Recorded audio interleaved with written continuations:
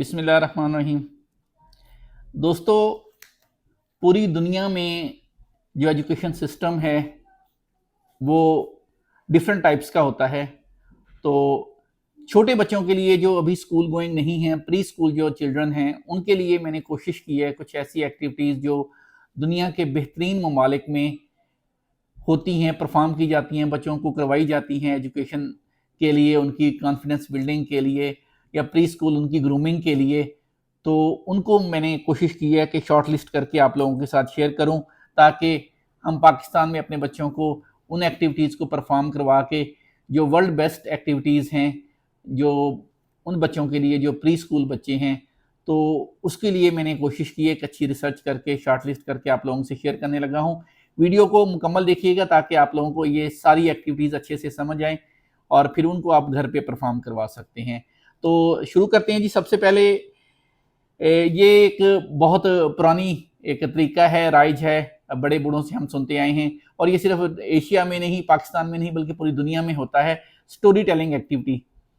बड़े बूढ़े हमारे जो ग्रैंड पेरेंट्स हैं या पेरेंट्स हैं, वो अपने छोटे बच्चों को अपने पास बिठा के अपने अटैचमेंट के लिए उनको स्टोरी टेलिंग एक एक्टिविटी है, मुख्तलिफ़ किस्म की पुरानी स्टोरी सुनाते हैं और उनको एक अच्छा बच्चों का इंटरेस्ट जिसमें पैदा हो जाए, थोड़ा सा उनके इंटरेस्ट को मद्देनज़र रख के उस टाइप की, ताकि अपनी स्टोरी भी हो सकती है, पर्सनल स्टोरी, फैमिली स्टोरीज, या उनको छोटे लेवल की कुछ एनिमल्स की स्टोरी या कोई ऐसी एक्टिविटी जिससे बच्चों को में इंटरेस्ट पैदा हो, उस टाइप की जो स्टोरीज़ हैं वो भी सुनाई जा सकती हैं। तो स्टोरी टेलिंग एक्टिविटी एक ऐसी एक्टिविटी है जिसे बच्चे बहुत ज़्यादा लाइक करते हैं और बच्चे उससे सीखते भी बहुत हैं, उनकी वोकैबुलरी में इजाफा होता है, उनके पास बहुत सारी मालूमात होती हैं। इसके लिए थोड़ी सी मैं अपने पेरेंट्स से रिक्वेस्ट करूंगा कि कोशिश करें कि बच्चों को सिर्फ इमेजिनरी स्टोरीज कम सुनाएं, बल्कि रियलिटी बेस्ड स्टोरी सुनाएं और उसमें इंफॉर्मेशन हो, और इंफॉर्मेशन भी जो अथेंटिक हो। क्योंकि जब बच्चे बड़े होते हैं, जो कुछ हमने उन्हें बताया होता है, बड़े बूढ़ों ने बताया होता है, अगर वो रियलिटी बेस्ड नहीं है तो उनके माइंड में हमारा इम्पैक्ट जो है वो नेगेटिव जाता है। ये बड़ी एक पॉजिटिव और थिंकफुल बात है कि इसको ज़रा गौर कीजिएगा कि हमने बच्चों को कभी भी जो हम स्टोरी सुनाते हैं उनको रियलिटी बेस्ड रखना है, उनको बहुत ज़्यादा इमेजिनरी नहीं कर देना। इसी तरह हम बच्चों को अगर लीडर बनाना चाहते हैं, कुछ ऐसा सिखाना चाहते हैं कि जिससे बच्चों के अंदर बहुत से लोगों को साथ लेके चलने की क्वालिटी पैदा हो, टीम वर्क सिखाना चाहते हैं, तो उसके लिए बहुत एक जो ज़रूरी चीज़ है वो है सोशल एक्टिविटीज़। और सोशल एक्टिविटीज़ में जो बहुत इम्पॉर्टेंट चीज़ है वो है कि बच्चों के अंदर क्या पैदा किया जाए, उनको बहुत सारी कलेक्टिव एफर्ट एक्टिविटीज़ करवाई जाए। फॉर एग्जांपल 4, 5, 6, 7, 8 बच्चों को इकट्ठे बिठाया जाए, आपके नेबर्स के जो बच्चे हैं उनको इकट्ठे बिठाया जाए, उनको मुख्तलिफ पजल गेम्स दे दी जाएं, वो मिलके उसको बनाएं, डो के साथ मुख्तलिफ चीज़ें बनाएं, मुख्तलिफ करैक्टर्स बनाएं, मुख्तलिफ एनिमल्स बनाएं और मुख्तलिफ किचन आइटम्स बना सकते हैं। वो बच्चे अपने अपने इंटरेस्ट के मुताबिक बनाते हैं। इसी तरह बच्चों को सर्कल में बिठा के उनको फिजिकल एक्टिविटीज़ डिफरेंट बताएं, जिससे वो आपस में किसी भी टास्क को पूरा करने के लिए कोई एक्टिविटी दे दें उन्हें, इसको आप पूरा करें, तो बच्चों के अंदर एक टीम वर्क आता है। डिफरेंट बच्चों को डिफरेंट टाइम्स में लीडर बनाएं, मॉनिटर बनाएं, उन्हें बताएं कि एक दूसरे को साथ कैसे लेके चलना है। तो ये सोशल एक्टिविटीज़ बच्चों को टीम वर्क सिखाती हैं और इसी टाइप की कोई एक्टिविटी ऐसी बताएं कि जिससे उन्होंने आप एक दूसरे के लिए कुछ सर्विंग करनी है।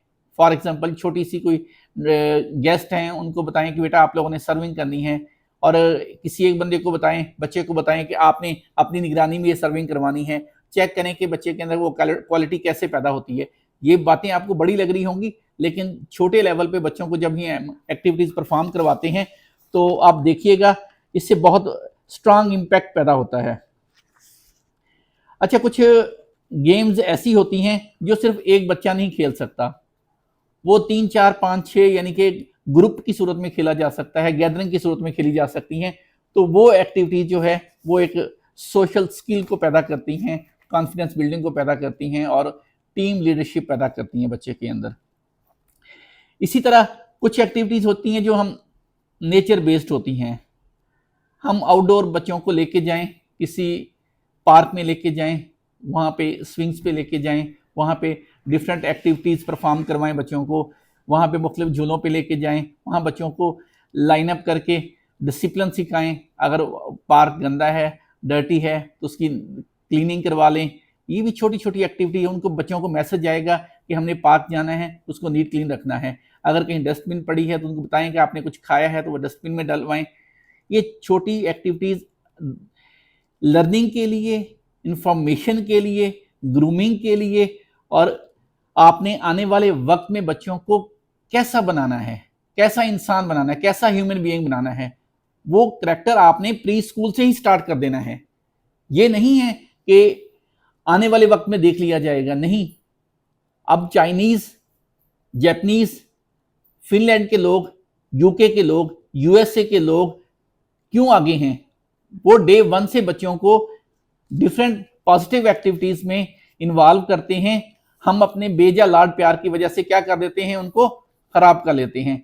अब जिस घर में छोटा सा लॉन है, गार्डन है, वो बच्चों को, पेरेंट्स को चाहिए कि बच्चों को गार्डनिंग में इन्वॉल्व करें, उनको प्लांट्स के बारे में इंफॉर्मेशन दें, उनको नेचर लवर बनाएं, ताकि बच्चों के अंदर एक पॉजिटिविटी पैदा हो, बच्चा नेचर लवर हो जाए। जिस बच्चे को शुरू से आप पौधों से दूर कर देंगे, उसके अंदर स्टैटिक सेंस कैसे आएगा, उसके अंदर नेचर लव कैसे आएगा?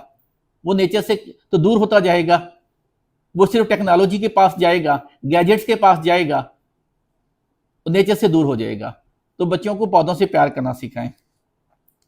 इसी तरह डिफरेंट वॉकिंग ट्रैक्स जो हमें गार्डन्स में मिलते हैं, पार्क्स में मिलते हैं, बच्चों को वॉक पे लेके जाएं अपने साथ और उनके साथ गपशप करें, और वो वॉक का उनको शुरू से ही ट्रेंड दें कि मॉर्निंग वॉक भी होनी चाहिए। इसके साथ साथ हम टेक्नोलॉजी से दूर नहीं हो सकते। अब डिजिटल एज में बच्चों को, छोटे बच्चों को पॉजिटिव एक्टिविटीज़ की तरफ लगाना है। उनमें आप गेम्स खुद डिसाइड करें कि कौन सी गेम्स दिखानी है बच्चों को, कौन सी गेम्स बच्चों ने प्ले करनी है, कौन सी बच्चों ने गेम्स खेलनी है। उनको टैब दें, उनकी डिफरेंट टाइम्स मेंशन करें, उन गेम्स को उस टाइमिंग के मुताबिक लेके चलें। स्क्रीन टाइमिंग डिसाइड करेंगे कितना स्क्रीन टाइमिंग होना चाहिए, और आपको पता होना चाहिए कि उसमें बच्चों ने किस टाइमिंग में कौन सी गेम खेलनी है, और वो गेम्स प्रोडक्टिव हों, क्रिएटिव हों, जिसमें बच्चों को काउंटिंग भी समझ आ जाए, अल्फ़ाबेट्स भी समझ आ जाएं, राइम्स भी समझ आ जाएं, और उससे बच्चों के अंदर सिंगिंग, डांसिंग और फिजिकली और मेंटल जो स्ट्रेंथ है उसमें इजाफे के लिए अच्छी एक्टिविटीज़ पैदा हो जाएं। और वो लर्न, देखिए असल टारगेट है कि लर्निंग होनी चाहिए, जो असल टारगेट है। अच्छा, यहाँ पे मैं आपको एक चीज़ और बताऊं कि जब तक कुछ चीज़ें इंडोर भी हो सकती हैं, कुछ चीज़ें आउटडोर भी हो सकती हैं। Painting, drawing, art and craft, इन 3 चीज़ों को पल्ले बांध लें। जिस बच्चे के अंदर ये चीज़ नहीं है वो बच्चा नामुकम्मल है। हमने उसके लिए कोई लर्निंग का प्रोसीजर नहीं शुरू करवाया। इन तीनों चीज़ों के लिए स्कूल की ज़रूरत नहीं है। बच्चों को इन तीनों चीज़ों के लिए, ड्राइंग के लिए, पेंटिंग के लिए, आर्ट एंड क्राफ्ट के लिए डिफरेंट मटेरियल्स घर में ला के दें। उनकी एक कपबोर्ड बनाएं, शेल्फ बनाएं, जहाँ पे उनको चीज़ें मेंटेन करके रखने का सलीका सिखाएं, और उनको बताएं, कोई बास्केट लेके दें, उसमें उनका आर्ट एंड क्राफ्ट का सामान हो, उनकी एज के मुताबिक, उनके इंटरेस्ट के मुताबिक। इसी तरह जो पेंटिंग और ड्राइंग का सामान है उसके लिए अलग से उनके ड्रॉर बनाएं या बास्केट बनाएं जहाँ उनका वो सामान पड़ा हो, और उनको प्रॉपर टाइम दें इन चीज़ों के लिए। और अगर वो कोई चीज़ बनाते हैं आर्ट एंड क्राफ्ट के साथ तो उनको अप्रिशिएट करें, और उन बच्चों का इंटरेस्ट चेक करें कि वो किस तरफ उनका इंटरेस्ट है, आर्ट एंड क्राफ्ट में क्या बना रहे हैं, किस तरफ जा रहे हैं। उस इंटरेस्ट के मुताबिक उनको फिर आगे लेके चलें और उनको उसके मुताबिक शॉपिंग करवाएं। अगर बच्चा पेंटिंग अच्छी करता है तो उनको डिफरेंट अच्छी मटेरियल लेके दें, उनको अप्रिशिएट करें, उनको उसके मुताबिक गिफ्ट करें। इससे क्या होगा, बच्चे को अंदर से हैप्पीनेस मिलेगी और उसका जो रियल टैलेंट है, हिडन टैलेंट है, वो बाहर आएगा। अब जो आखिरी बात मैं करने लगा हूं, वीडियो थोड़ी सी लंबी हो रही है, बोर नहीं होना आप लोगों ने। ये सारी एक्टिविटीज हमारे लिए बहुत जरूरी है, हमारे बच्चों के लिए बहुत जरूरी है। उनकी पर्सनैलिटी डेवलपमेंट के लिए, उनकी ग्रूमिंग के लिए स्पोर्ट्स एंड की जो एक्टिविटीज़ है ना, इसमें जो स्पेसिफिक है वो है ट्रेडिशनल स्पोर्ट्स।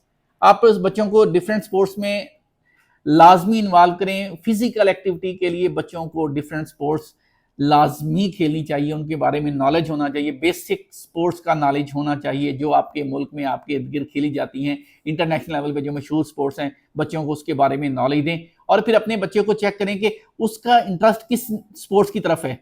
जिस स्पोर्ट्स की तरफ आपके बच्चे का इंटरेस्ट है, फिर वही बात है, उसको उस पर फोकस करें, उसके मुताबिक उससे वो सामान लेके दें और उसके लिए उसको टाइम दें कि वो अपनी स्पोर्ट्स की जो एक्टिविटी है उसको परफॉर्मेंस के लिए एक प्रॉपर टाइमिंग हो उसकी, 1 आवर 2 आवर, और उसकी इंडोर भी हो और आउटडोर भी हो। अगर आपका घर छोटा है तो उसे आउटडोर के लिए मैनेज करें, वीकली कर लें, डेली पॉसिबल है तो डेली कर लें। अगर आपके साथ कोई प्ले ग्राउंड है तो वहाँ ले जाएं, पार्क है वहाँ ले जाएं। लेकिन बच्चे को छोटे छोटे खुशियाँ होती हैं, छोटी छोटी लर्निंग होती है जो बाद में बड़ी होती है, लेकिन वो लाजमी लेके दें, बच्चों को डिफरेंट स्पोर्ट्स के बारे में लाजमी नॉलेज दें। इसके साथ साथ एक जो चीज़ है हम बचपन से सीखते हैं, ट्रेडिशनल स्पोर्ट्स। ट्रेडिशनल स्पोर्ट्स के बगैर हमारे बच्चे नामुकम्मल हैं, क्योंकि उनकी एज बिलो 5 ईयर्स है, बिलो 6 ईयर्स है। 2, 3, 4 ईयर्स के बच्चों को जो ट्रेडिशनल स्पोर्ट्स हैं वो लाजमी सिखाएं, बच्चों को इन्वॉल्व करें। अगर हमारे बच्चे बिल्कुल अकेले रह रहे हैं, 2 से 3 बच्चे हमारे घर में हैं, उनको नहीं पता कि ट्रेडिशनल स्पोर्ट्स कौन सी होती हैं, तो उनको कहीं ना कहीं ऐसी अरेंजमेंट करें कि एक फैमिली की गैदरिंग में बच्चों को आपस में इकट्ठे बिठा के उनको मौका दें, वो खेलें। जैसे हमारी ट्रेडिशनल स्पोर्ट्स में बड़ी मज़े के नाम आप सुनेंगे, पकड़न पकड़ाई जिसे टैग गेम कहते हैं आजकल, आंख मचोली हाइड एंड सीक है, और छुपन छुपाई है, कोकला छिपाकी है। ये इसके साथ साथ एक है ऊंच नीच, हाई एंड लो, और बर्फ पानी आपको बड़ी, और लंगड़ी पल्ला, और ये गिल्ली डंडा। ये मेरे ख्याल में ना ट्रेडिशनल स्पोर्ट्स बड़ी मज़े की स्पोर्ट्स हैं। ये सारी स्पोर्ट्स हमारे बड़े बूढ़ों को हमें पता है, लेकिन आहिस्ता आहिस्ता हमारी ज़िंदगियों से दूर होती जा रही हैं। ये फिज़िकल एक्टिविटीज़ भी हैं, ये मोटर स्किल्स भी हैं, ये मेंटल स्किल्स भी हैं, और इसमें हमारे ट्रेडिशन का, कल्चर की अवेयरनेस भी है। हमने अपने बच्चों को वैल्यूज़ से, कल्चर से अगर इन रखना है, करीब रखना है, इनके साथ लेके चलना है, अगली जनरेशन को ये चीज़ें शिफ्ट करनी है, तो मेरे ख्याल में फिर हमें इन ट्रेडिशनल स्पोर्ट्स को भी साथ लेके चलना है। इन गेम्स को जब आप बच्चों के साथ बैठ के डिस्कस करेंगे, शेयर करेंगे, यकीन मानिएगा वो बड़ा इंजॉय करेंगे। और जब उन्हें ये बताएंगे आपके फादर, आपके मदर, आपके ग्रैंडपा, ग्रैंड माँ, ये सब लोग ये गेम्स खेलते रहे हैं, तो देखिएगा बच्चे कितने हैप्पी होते हैं। तो ये मैंने कोशिश की है कि इस वक्त जो world best pre school activities हैं बच्चों के लिए, वो आप लोगों के साथ शेयर करूं। तो मेरी इस मेहनत को कोशिश कीजिएगा, अगर आपको अच्छी लगे तो कमेंट में मुझे बताइएगा, और ये एक्टिविटीज़ घर में परफॉर्म करने की भी कोशिश कीजिएगा, ताकि बच्चों को प्रैक्टिकली हम स्ट्रॉन्ग कर सकें। Thank you.